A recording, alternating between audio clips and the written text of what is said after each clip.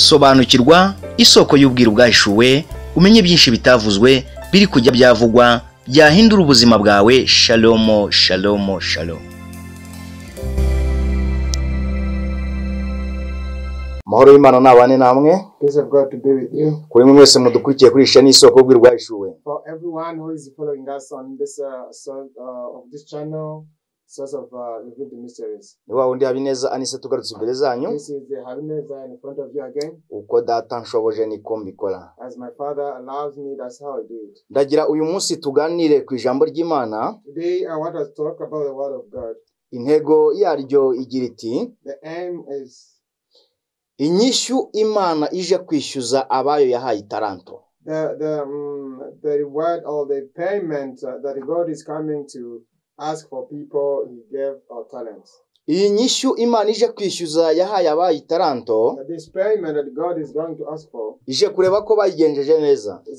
is coming to see if they used it in a good way. Ari wowe irebe ko wayigenjeje neza cyangwa njyewe irebe ko nayigenjeje neza. If it's you, he will see if you use it in a good way or me. Katubanze dusenge Imana. Let us pray first. Twagushimiye Uwiteka. Thank you, Lord. Habwa icyubahiro kuhoraho. Be glorified because you are almighty. Ntago ujya upfa ngo tuvuge ngo dufite ubwoba bwo kuzashiraho. You don't die so that you can say that it may be with Abantu turagenda tugahita ariko wowe ntago ujya upfa. Human being will live and die, but you don't. Kandi ntago ujya uhindirwa n'iminsi n'ibihe. And nothing can change you ever. Nkuko twebwe abantu duhinduka waremye. But for people, we can be changed. Ariko tugushimira ijambo ryiza wavuze. But we thank you for your good word you said. Nguko aruri ejo n'uyu munsi ni kukiri. But the way you used to be, that's how you are. Ijambo ryawe tugiye kuvuga rero, The word that you are going to speak, ryubake benshi. let's build men people. Kandi nanjye nukurivuga. And even I was speaking it. Tugushimiye ko bikoze mu izina rya Thank Yesu. you for doing it in your name, Jesus. Amen. Amen. Tugiye kuganira ku ijambo ry'Imana yambwiye ngo mbaganize n'ibyo yashyize ku mutima. Today we are going to talk about the word that God told me to give you. Yarambwiye ngo mbaze abantu niba inyishu ari yo taranto Imana yaduhaye ngo tugenze niba turi kugenzura neza. Told me to ask you if you are using the talent that God has given you. Reka dutangire dusoma icyanditswe dusanga mu butumwa bw'isuko bwanditswe na Matayo ibice 25:14. Let us read in Matthew 25:14 turagera 30 up to 30. Matayo ibice 25 murongo waho wa 14. Murongo wa 14 kugeza kuri 30. Yes. Umugani w'abagaragu bahawe itaranto. Umugani w'abagaragu bahawe itaranto. Zaba nk'ibyo umuntu wari ugiye kuzindukira mu kindi gihugu. Zaba nk'umuntu wari ugiye kuzindukira mu kindi gihugu. Ahamagara abagaragu be abasigira ibintu bye. Ahamagara abagaragu be abasigira ibintu bye. Mu itaranto eshanu. Mu itaranto eshanu. Undi amuha ebyiri, undi amuha imwe. Uko umuntu ashoboye kose. Uwo mwanya uwahawe itaranto eshanu arazigenza agenzuramo izindi taranto eshanu. Uwahawe eshanu arazigenzura zigeza umusaruro. N'uwa kabiri abigenza atyo azikuramo izindi ebyiri.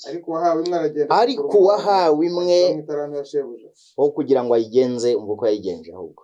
Maze iminsi myinshi ishize shebuja wabo bagaragu araza abarana nabo umubare w'ibyo yabasigiye.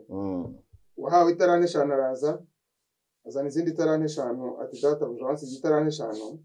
Naye nazigenzuyemo izindi taranto eshanu.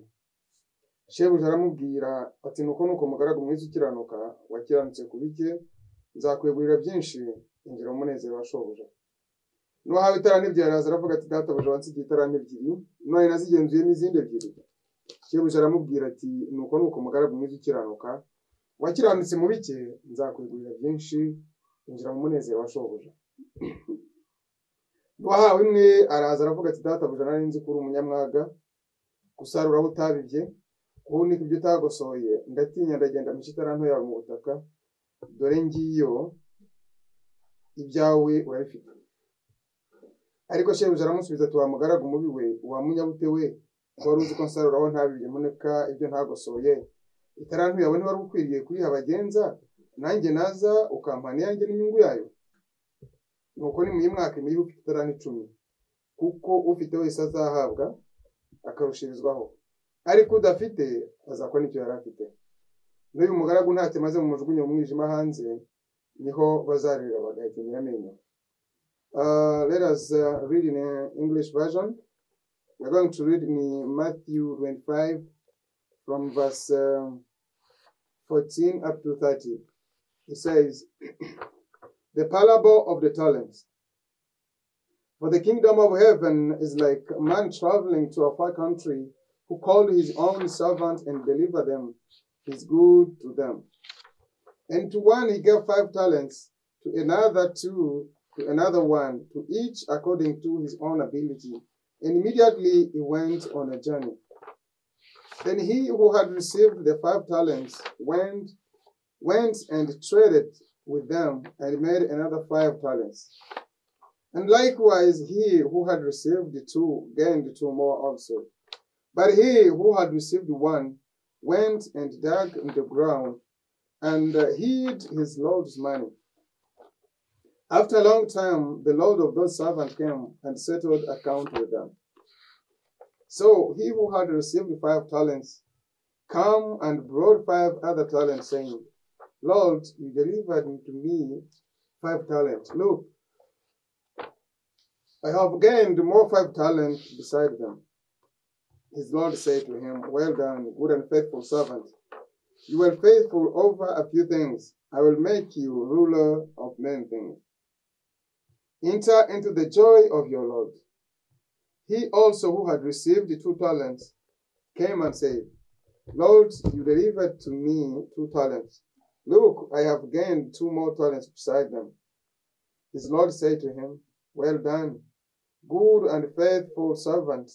You have been faithful over a few things. I make you ruler of many things. Enter into the joy of your Lord.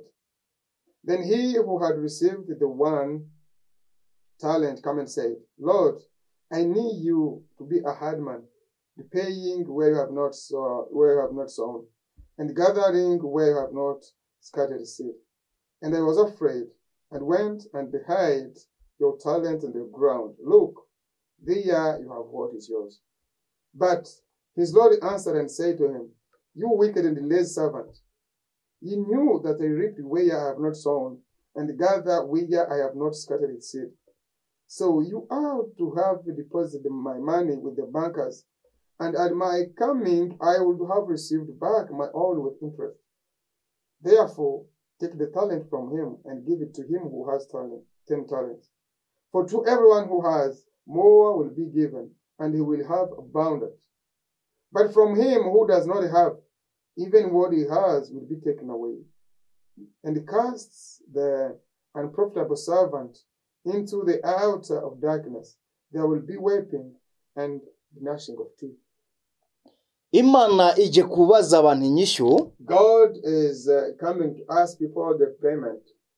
Yico yabahaye ngo tugikoreshe neza ariko tukaba tutagikoresha neza nkuko kiri. Of what he has given us, and we are not using it on the way it is. Jambo ritweretse aba bantu batatu. The world has told us there's 3 people. Babashije guhabwa italanto. Who have been able to get talents. Yo tuvuga italanto tuvuga ijambo ry'Imana bahawe kugira ngo bari control neza babishyire mu bikorwa nk'ibyo Imana ishaka. When you talk about talent, you talk about the word of God that we have been given to control it the way it must. Urugero uhawe gukunda mugenzi uhaye inshinga no gukunda mugenzi wawe. For example, you have been given a talent of love in your life. Ariko urangije uramwanzi. But you don't. Bosa uzawushize mukuri. Are you doing good?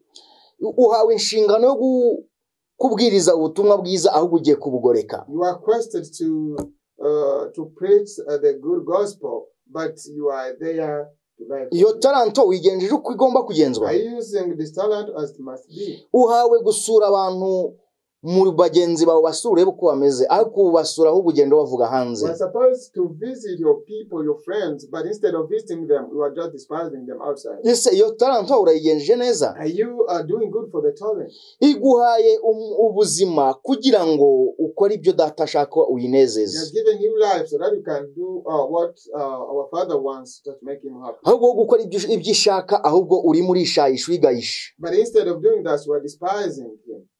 Iguhaye kugira ngo usabane na bagenzi bawe ahubwo ni uri gufata yambere kubagambanira. It's giving you to have fellowship with your friends. Icyo ntabwo ari icyo si cyo yakubwiye. That's what God told you. Irazi kubaza impamvu utabigenje neza. ndetse n'ibindi byinshi bitandukanye. Izatubaza byinshi kuko yo iraje twibarize neza, kuko uyu mugaragu umwe we yaragiye arayigaya ahubwo arangije arayihamba, ahubwo atangira avuga ngo nari nzi yuko usarura ibyo utabibye ukagosora ibyo utahunitse, ibintu nk'ibyo ugahunika ibyo utagosoye, ibintu nk'ibyo atangira kumubwira ibintu bitumvikana. Just he started telling his master that is hard and difficult, and he saw where he didn't plant. Uyu mugaragu wazindutse, this servant who went, cyangwa se shebuja niwe ni shebuja wazindutse, this lord who went far, abagaragu bagasigara, then the servant remained. Shebuja wazindutse ni Yesu Kristo.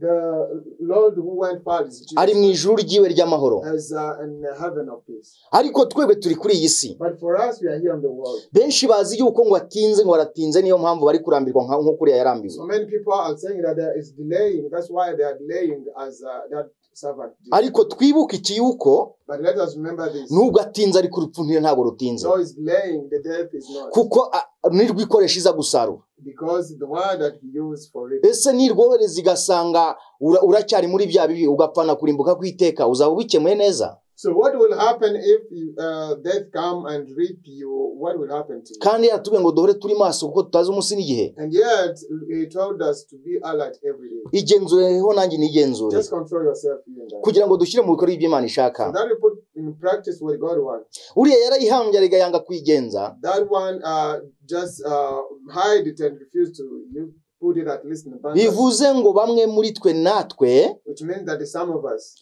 kugira ngo dushishikare gukora iby'Imana ishaka ahubwo durukora ibibi, icyo gihe tuba duhambye impano yaduhaye. Iraje kubaze wasuye bangahe, iraje kubaze wagemuriye bangahe mu bitaro, iraje kubaze icyiza wakoze ari ikihe, kandi irakubaza nanjye imbaza. Icyo gihe tuzasubiza iki? Hari n'ibindi bibazo izatubaza birengeje ibyo ijambo riri kutubwira. Ariko bari abayigenzuye neza, bagaragaje uburyo bw'uko batarangaye, bayibyaza inyungu. Nusura mugenzi wawe uzaba uri kwibyaza inyungu, nusura umuntu mu bitaro arwaye uzaba uri kwigenza neza, ndetse nunamugemura uzaba wigenza neza, nufashe imfubyi n'abapfakazi n'abakene bose bameneshejwe ukabashyira mu mazu yawe uzaba ubigenjeje neza. Ukareba ubabaye ukamufasha, aho uzaba uri kubitsa kuri konti y'ukuri, kandi atarantu urimo uyigenza neza. Aho ngaho umushobuja nubwo wumva yagiye kure, ariko ntabwo ari kure, ahubwo yatwihisha tureba. Niyo mpamvu Yobu nubwo yahuye n'ibigeragezo, Job met so many persecutions. Havuga ijambo rikomeye ngo ndebye iburyo ndayibura, I see on the right I miss it, n'ibumoso ndayibuze, left I miss it, n'imbere ndayibuze, aho nayishakiraga hose ndayibuze. Ariko kuko yari afite ihishurirwa, haravuga ngo ariko nubwo inyihisha ariko urandeba. Mwibuke yuko ibiri mu mutima yacu kandi tumugendana. Niyo mpamvu ikintu cyose kiri kuri isi cyangwa n'ikizabaho kigenewe igihe cyacyo kandi tukigendana mu mutima wacu. Niyo mpamvu yavuze ngo rinda umutima wawe kurusha ibindi byose birindwa, kuko niho ibyingo byawe byose bikomoka. Ni Imigani 4:21. Uzarangiza icyo gice. Aho ngaho ni uzasanga benshi batahamenya, ariko ndahagusobanuriye. Genza itaranto yawe neza, kugira ngo shobuja naza mukabarana, azasange baritwaye neza. Ibyo bizakubera byiza. Ijambo ntabwo ribeshya. Ndakubwira nanjye nibwira. Hindura uburyo mwene data, genza itaranto yawe neza, kuko bizakugirira umumaro. Icyitonderwa rero, Imana rurema niramuka ikubajije God creator is coming to ask you ubwishyu bw'ibibazo imaze imyaka yose kuva ukivuka yagukijije uzayishyura payment of the problem he protected you from. What will you say? uzabona iki yishyura Do you get payment niza kubikwishyuza if he comes to ask you? yabaye ituretse Just elaborate a little bit. ariko izazi twishyuza zivuga ati ko nabakije ibibazo nta mafaranga mbatse imyaka yose ni mu mpinyisho yacu. I will come and say I just helped you for the problem that you had. Give me the payment. Aho ni ndamuka ikikubajije uzabona igisubizo. There if we ask you, will you get the answer?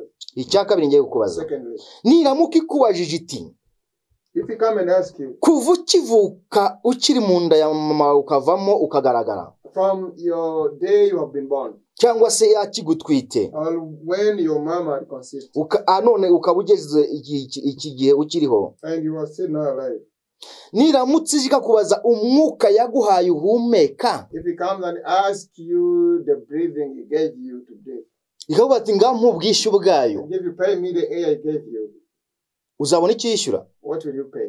Niramuka ikubajije ngo ko nta bomboni igucometse igenda ikongerera umwuka, If he comes and asks you why don't you work with the oxygen, uzayibwira ko uwo mwuka ukura hagana he? how will you explain where you get from this? Hayigucaginze uvuge ngo yenda iragenda ikongerera ubone uko yenda uvuga. You don't have any oxygen to help you out to speak. Y'ubwayo yawesitaye muri wowe, Only himself just put in you, cyangwa se muri nge, all in me, kugira ngo tubashe gukora bya bindi shaka duhumeka umwuka bazima. so that you can be able to do what you want. Reba bisasiye agataka bakaberosha kandi uko bangana. Look at those who died.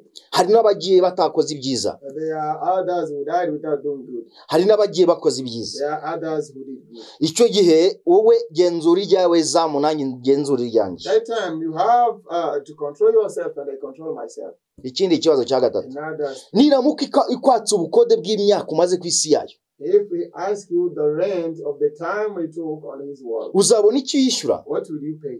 Reba imyaka umaze ku isi yayo itakwishyuza. Look at the time he took on his world. Aho niramuka ikavuga ngo mpubwishyu bw'imyaka umaze ku isi yanjye, uzabona ikintu If he comes and tell you pay me because of the year that he passed down this world, ari nge sinakibona, ari nawe ntiwakibona, that's me or you, no one can get it. kandi ndatinya yuko izabitubaza, And I fear that God will ask. kandi twari kubikubira mu ijambo rimwe gusa, And when we should just do it in one word, iryo bita gukora icyo data ashaka gusa, what he called to do what our Father wants. kuko yaturemeye kugira ngo tuyiheshe icyubahiro, Because he created us to ariko kwihesha icyubahiro turimo turayigayisha. but instead of praising him, we are despising him. Ni ikibazo gikomeye. It's a big problem. Niza ikakubaza, If we come and ask you, ikakubaza ati ngaho mpafagitire y'amazi umaze imyaka unywa uri ku isi yanjye, uzabona ikintu uyishyura? give me the bill of my water you drank for the whole year you passed beyond the world. Ahubwo ati noneho akira fagitire, So now take the bill. mpubwishyu bw'amazi umaze ku isi Give me yanjye the yanywa, payment of water utazi n'ahantu aturutse, without knowing where it comes from. uyanywa gusa ari amasoko Imana yashyizeho, You just drink on the sources. uzabona ikintu yishyura? What will you pay?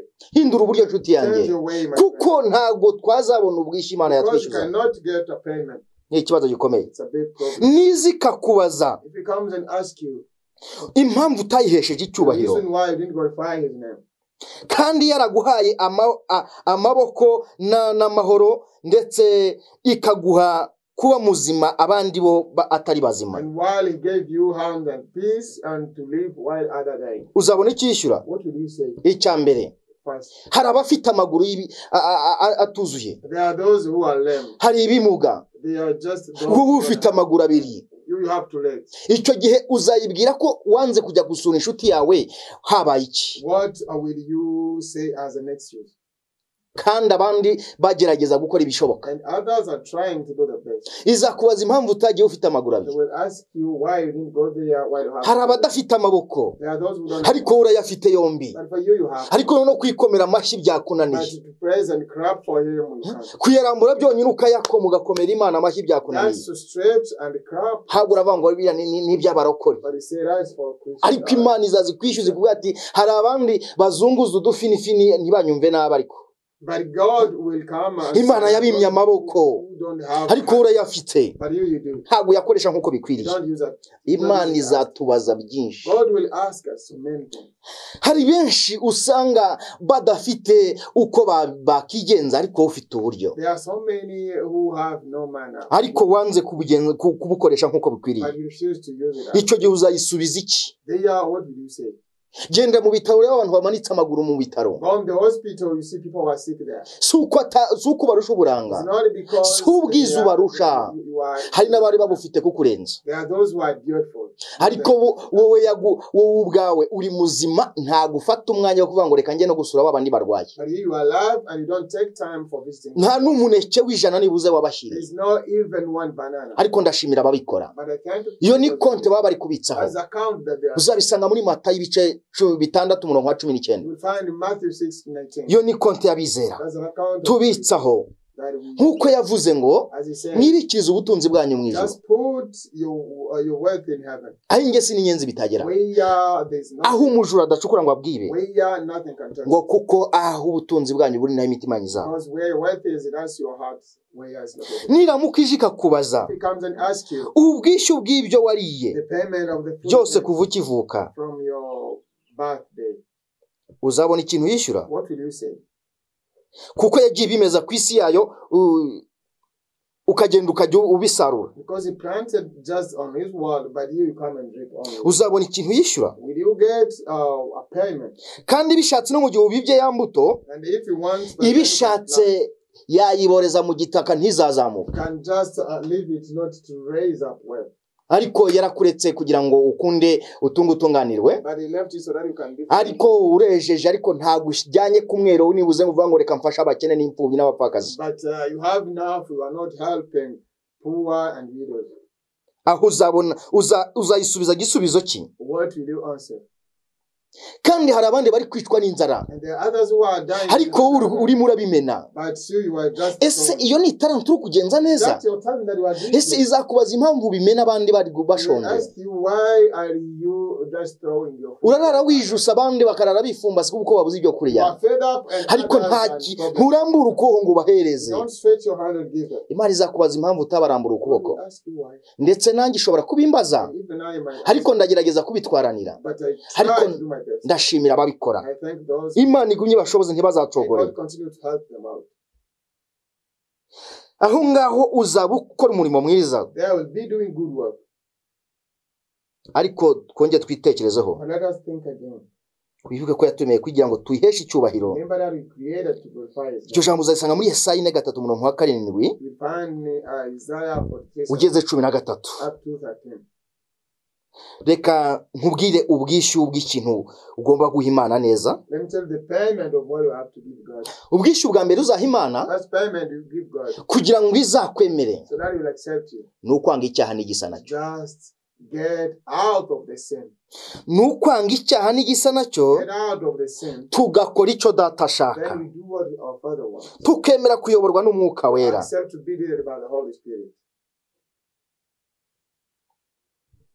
Se urabyumvishe?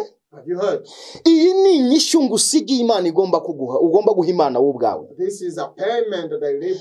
Niwanga icyaha n'igisa nacyo, ahubwo ugakora icyo Data ashaka, bizakubera byiza cyane, kandi bizatuma Imana ubwayo ikunezererwa.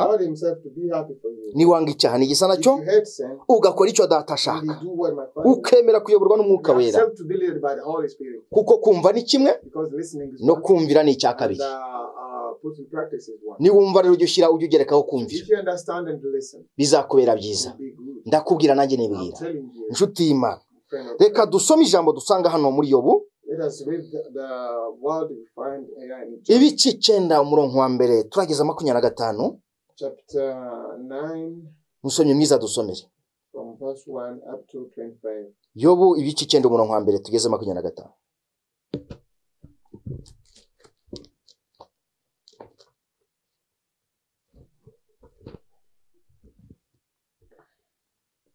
Yobu ibice 9 umurongo wa mbere turageza 25. Umurongo wa mbere kugeza 25. Yobu yemera ko ari umunyabyaha, ahakana ko ari indyarya. Ahakana ko ari indyarya rwose. maze yo arasubiza ati ni ukuri nzi ko ariko biri, ariko si umuntu yashobora gukiranukira Imana. Imana yashaka kumugisha impaka, yabona icyo kuyisubiza habe na rimwe. Igira umutima w'ubwenge kandi n'intwari y'inyamaboko. Ninde wayinangiriye umutima akagubwa neza? Yimbura imisozi itabimenye, ikayubikana uburakari bwayo. Itigisa isi ikayikura hayo, n'inkingi zayo zikanyeganyega. Itegeka izuba ntirirase, inyenyeri ikazitwikira. Yibambisha ijuru yonyine, ikagendera ku miraba n'inyanja. Irema Arukuturo na Orioni na Kirimiya n'ibirere by'ikusi.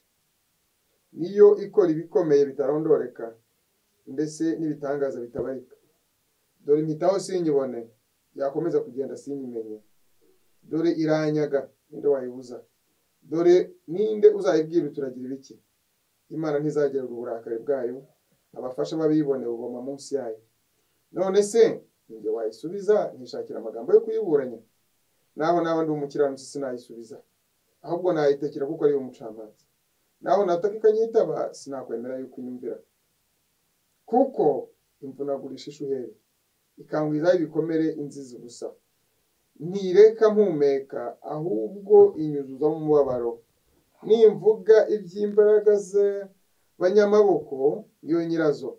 Nimvuga iby'urubanza, nahite nende uzantumira. Naho ndi umukiranutsi, akanwa kanjye kancira urubanza. Naho ndi intungane, niko kampamya ubugome. Kandi intungane sinitaye ku bugingo bwanjye, ntinyuye kubaho kwanjye. Byose ni kimwe, nicyo gituma mvuga nti irimburana abatariho urubanza n'inkozi z'ibibi. Icyorezo n'icyaduka kikica abantu, izaseka abatariho urubanza babonye amakuba. Isi itanzwe mu maboko y'inkozi z'ibibi, itwikiriye mu maso y'abacamanza b'isi yose. None ninde nibatariyo? Iminsi yo kubaho kwanjye irihuta kurusha impa y'amaguru. Irahunga ariko nta kizibona. Irahunga ariko nta kiza ibona.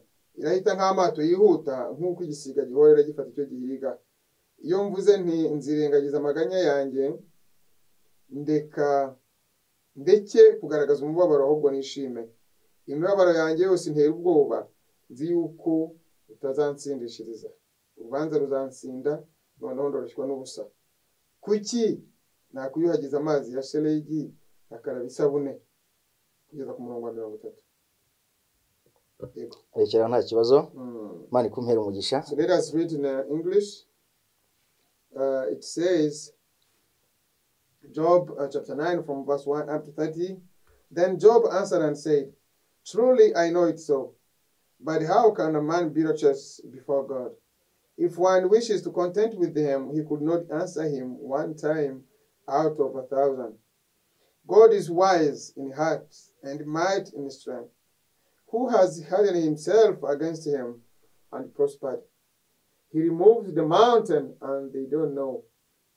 When he overturned them in his anger, he shakes the earth of its place, and its pillar tremble. He commands the sun, and it does not rise. He seals of the stars. He alone spread out the heavens, and treads on the wave of the sea. He made the Bear, Orion, and the Pleiades, and the chamber of south. He does great things past finding out. Yes, wonders without number. If he goes by me, I do not see him. If he moves past, I do not perceive him. If he takes away, who can hinder him? Who can say to him, what are you doing? God will not withdraw his anger. The allies of the proud lies prostrate beneath him. How then can I answer him and choose my words to reason with him? For though I were righteous, I could not answer him. I would beg mercy of my judge. If I called and he answered me, I would not believe that he was listening to my voice. For he crushed me with the trumpets and multiplies my wounds without cause. He will not allow me to catch my breath, but filled me with bitterness. If it is a matter of strength, indeed he is strong. And if of justice, who will appoint my day in court? Though I were righteous, my own mouth would condemn me. Though I were blameless, I would prove me perseverance. I am blameless, yet I do not know myself. I despise my life. It is all one thing. Therefore, I say, he destroys the blameless and the wicked. If the scourge slay suddenly, he laughs at the praying of the innocent. The ass is given into the hand of the wicked. He covers the faces of its judges. If it is not he, who else could it be? Now my days are swifter, flee away. They see no good. They pass by like swift ships, like an eagle sopping on its prey.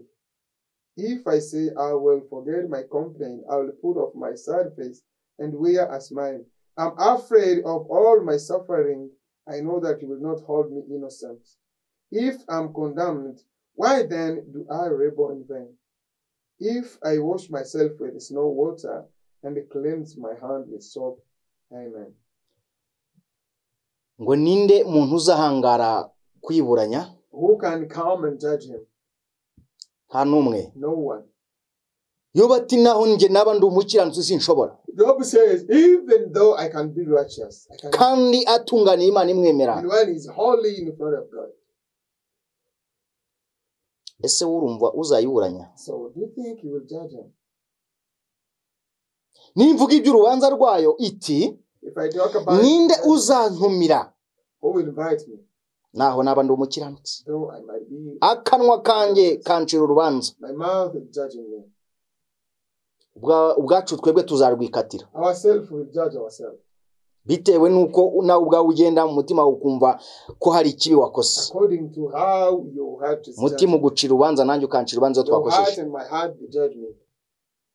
Ntabwo izirirwa ijya kwivangwirirwa izana ntuze zayo ngo turaburana twaburana gute se? He will not come and set judgment there. Twebwe ubwacu tuzaga turwikatira. For us he will just cut it. Ariko nsoje nkubwira ngo nyabone inshuti y'Imana. But by the end I'm telling you, ite kuri iri jambo friend of God, take care of this kandi uryiteho cyane. And take care of it. Shaka ukuntu mutagirana ikibazo n'Imana. Look how you can have good relationship. Inyishu nayikubwiye ngo wanga icyaha n'igisa nacyo. Ukora icyo data ashaka. Do what my father wants. Wumve kandi unumvire. And understand and listen. Ndabakunda cyane. I love you so much.